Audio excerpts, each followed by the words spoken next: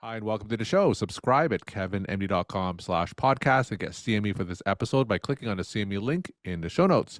Today, we welcome back Lynn Barnett. She's the author of My Mother Has Alzheimer's and My Dog Has Tapeworms, A Caregiver's Tale. Today's KevinMD article is titled Rosalynn Carter's Impact on Caregivers. Lynn, welcome to the show. Thank you. It's nice to be here. So you were last on the show 3 years ago. Thank you so much for coming back. For those who didn't listen to you back then, just briefly share your story and journey. Yes, I'd be happy to. I'm a teacher by trade, an author by choice, and a caregiver by an unexpected choice. My husband and I took care of my mom for 5 years when she had Alzheimer's. I chronicled this caregiving journey in the book that you just mentioned, called My Mother Has Alzheimer's and My Dog Has Tapeworms, A Caregiver's Tale. I thought of the title when I was driving home from work one day, and I realized that this once broad life was reduced to the pressing health concerns of my mom and dog. There are millions of caregivers worldwide, and although each story is unique, there are many commonalities.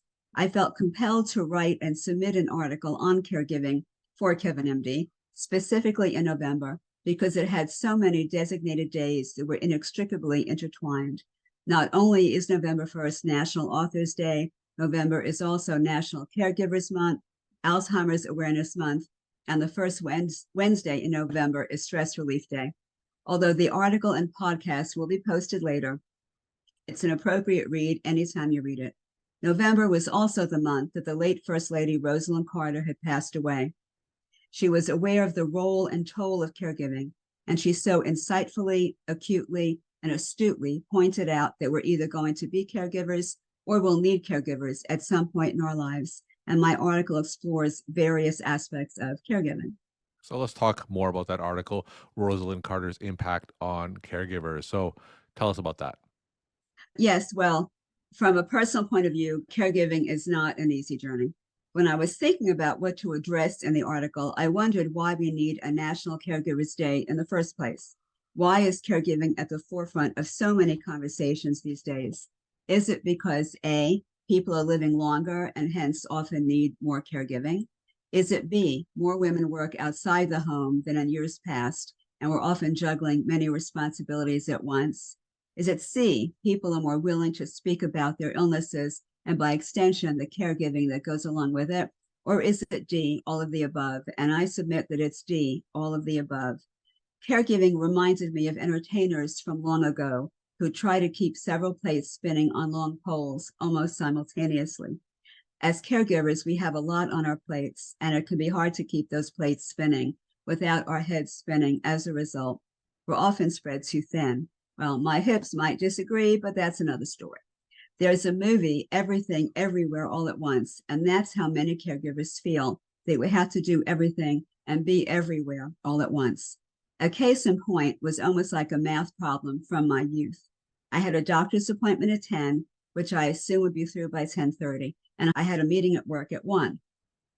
How much time had elapsed between the end of my doctor's visit and my meeting? And the answer to that problem would be 2.5 hours.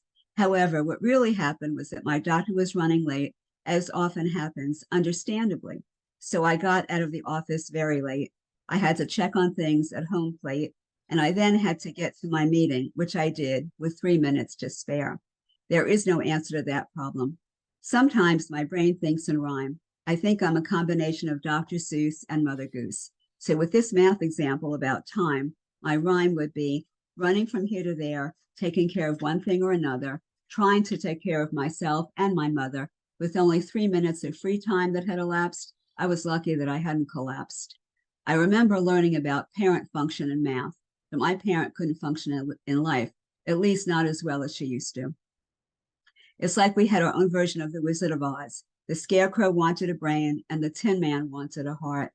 My mom had a heart, but Alzheimer's was slowly and surely reducing her brain's capacity.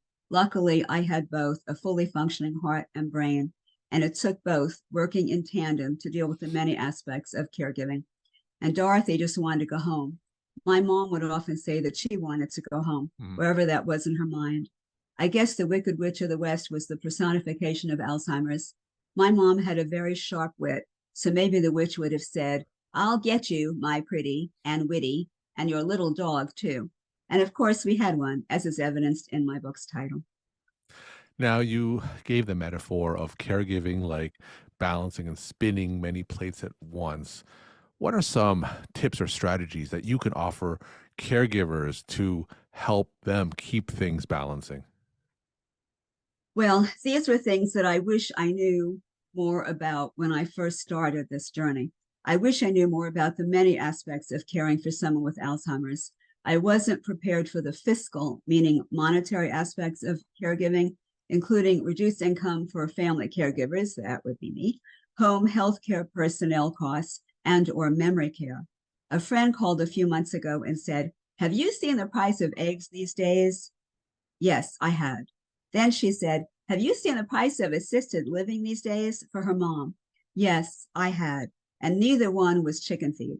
Mhm. Not only was I not prepared for the fiscal aspects, but the physical aspects of caregiving as well, such as running after my mom when she wanted to wander, as many Alzheimer's patients do. I didn't have time at the time to wonder and ponder why she'd wander. Since November was also Thanksgiving month, let's talk turkey, plainly, shall we? Caregiving is stressful, but it's all in how you look at it, at least in part. When I changed my perspective from I have to take care of my mom to I get to take care of my mom, that made all the difference.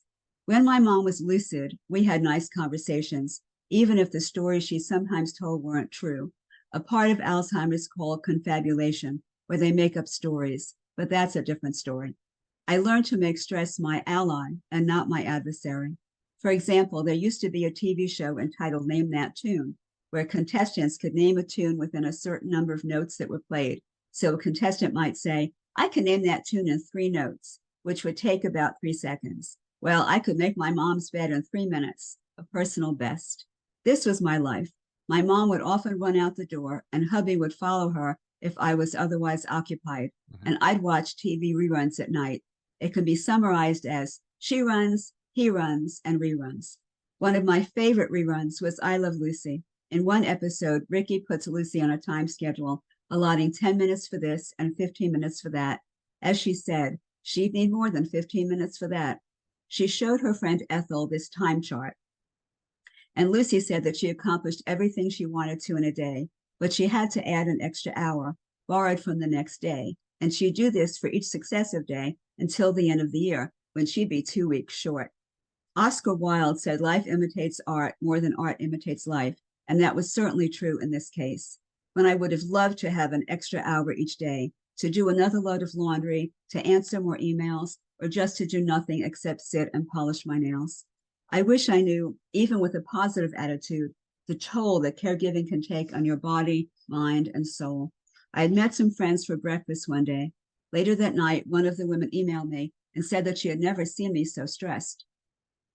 That surprised me because I wasn't psychologically crumbling or grumbling, but I have rosacea, as you can probably tell here, a reddening of my cheek that manifests itself under stress. So when my mom acted up, my rosacea did the same. Later that week, I spoke with an employee of an assisted living facility just for information, and he mentioned hospice, if that ever became necessary. He said the facility provided respite care for me and that they could watch my mom and I could temporarily at least be relieved of day-to-day caregiving responsibilities. I'd be entitled to a certain number of days per time period. And if it was an emergency, I could request more time. I told him it would never be an emergency. And he said that the way I sounded, it was an emergency yesterday.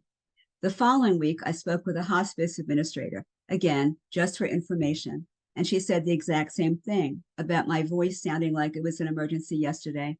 Being unaware of your stress is as bad as being overwhelmed by it. Additionally, we caregivers are aware of our health, but we sometimes put it on the back burner. I had what a doctor referred to as the mother of all sinus infections. Oh, brother, he was so right. Speaking of back burners, I had to keep my mom away from all the burners on the stove because her diminishing cognition no longer allowed for cooking. Just as an aside, she didn't like cooking anyway, so keeping her out of the kitchen was just fine with her. She said even though she was an accountant, she couldn't even cook the books.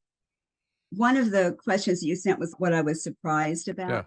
I've been surprised not only by the number of our friends and family members who are now caregivers, but strangers as well.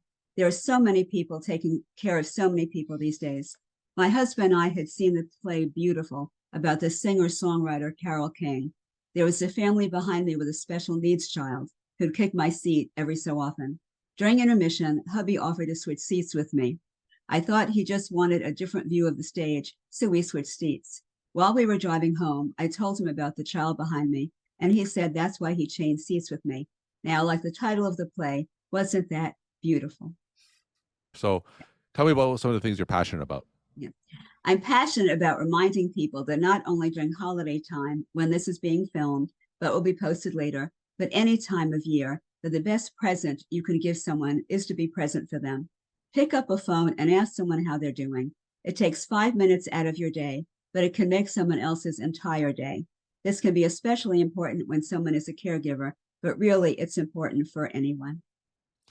Tell us some resources or support systems that are available to caregivers to help them manage their roles more effectively or provide even self-care. Yes. If you're a doctor and you have a patient who's a caregiver for a family member, ask not only how the family member is doing, but how's your patient, the caregiver, doing? We're people first and doctor and patient second. And then if you're in the same boat and you share that with your patient, you'd be surprised how mutually accompanying that exchange empathy can be. I would suggest that doctors mention that AARP and the Alzheimer's Association have caregiver resources. I don't work for either organization, and no one has asked me to say that. And finally, if you're a doctor who's directly caring for a patient with Alzheimer's, tell their caregivers that they should be mindful if the patient is in the kitchen. As mentioned before, my mom didn't know how to use a stove anymore, but I didn't know that until I witnessed her difficulties. All of us caregivers have nurtured our inner fortitude. Mrs. Carter referred to herself as a steel magnolia, like the title of the movie with the same name. I think all of us caregivers strive for that balance of toughness and grace. We've had to develop our inner mettle, inner strength. It's not that we deserve a medal, we just deserve a little peace. Speaking of which, there was a song played at Mrs. Carter's funeral written by Jill Jackson Miller and Cy Miller entitled, Let There Be Peace on Earth. One of the lyrics is, let there be peace on earth and let it begin with me. I love that sentiment. As a caregiver, I'd sometimes want to tweak that lyric to say, let there be a piece of peace on earth and let it be there for me. To all my fellow caregivers out there, past, present, and future, I wish you the same. We're talking to Lynn Barnett. She's a patient advocate and author of the book, My Mother Has Alzheimer's and My Dog Has Tapeworms, A Caregiver's Tale. Lynn, let's end off with some take-home messages that you'd like to leave with the KevinMD audience. I just want to say, if you're a caregiver, it's hard to get through each day, but just put one foot in front of the other. If you can find some humor, that helps. Don't take insults personally. Sometimes Alzheimer's patients will insult you. Don't take it personally. If you have to curse, curse the disease. Don't curse the person, and just take it one day at a time. Lynn, thank you so much for sharing your story time and insight. And thanks again for coming back on the show. Thank you.